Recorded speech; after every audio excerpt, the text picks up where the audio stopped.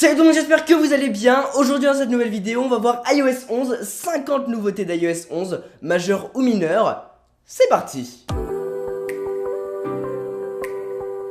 iOS 11, c'est déjà un nouveau fond d'écran, bien sûr. Mais c'est aussi un nouveau lock screen avec à dispo un mode horizontal, peu importe votre appareil, une nouvelle apparence au niveau du code, une nouvelle animation au déverrouillage, mais aussi lorsqu'on rentre ou sort d'une application, une typographie revue avec une nouvelle barre de réseau en haut, et une nouvelle icône de batterie. iOS 11, c'est aussi une application App Store, revue à l'extérieur comme à l'intérieur, avec une rubrique Today qui met en avant les créateurs du jour, une application calculette redesignée, un multitâche un petit peu différent quant aux animations, et un Siri aux multiples nouveautés comme une nouvelle beauté, la possibilité de traduire d'une langue à une autre, ou même de lui écrire si vous avez la flemme de le faire dans un lieu public. Avec iOS 11, vous avez des vibrations différentes lorsque vous recevez un message, un player vidéo qui a changé, fini le HUD en plein milieu de l'écran, on a même le droit aux secondes dans l'application Timer pour sortir à temps ses saucisses, on a un beau centre de contrôle réimaginé et personnalisable comme on le souhaite.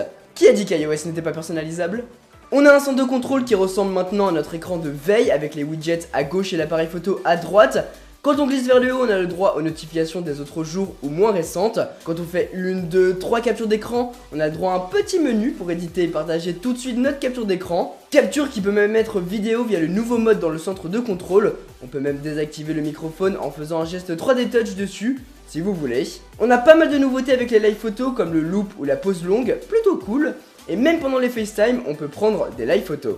Vous voulez déplacer plusieurs applications en même temps ? Eh bien c'est possible. Et iOS 11 c'est aussi des nouveautés dans les applications. Les messages ont le droit à une barre à stickers, la suppression des messages multiplateformes, une transaction Apple Pay par les messages, ou encore de nouveaux effets visuels. iOS 11 c'est aussi une application plan plus intelligente. Apple Music devient un réseau social pour pouvoir partager ses playlists avec ses amis qui ont Apple Music.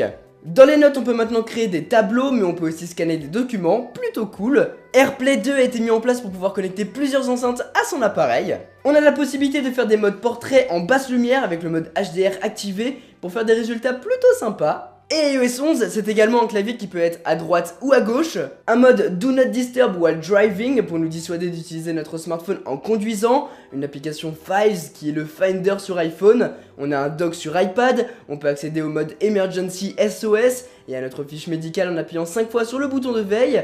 On peut éteindre notre iPhone via les réglages de l'appareil, le stockage de l'iPhone est bien affiché, il nous suggère des choses à activer ou à supprimer pour garder de la place sur notre appareil. L'appareil photo reconnaît maintenant les QR codes, on peut mettre en silencieux une conversation en slidant dans les messages, on a la possibilité de personnaliser les commandes de nos AirPods, on a une nouvelle roue de chargement lorsqu'on prend des photos en HDR, bien plus sympa. Tout comme l'apparence des filtres qui apparaissent comme ceci, on a un simili dark mode sur iOS 11, finalement on a une nouvelle interface lorsqu'on veut télécharger des applications ou autres.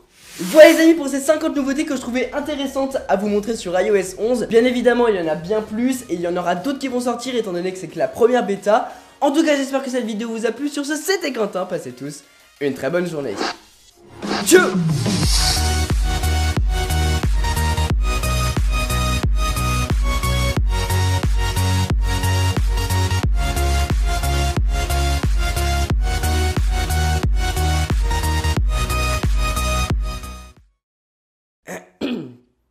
J'ai un petit peu la voix cassée.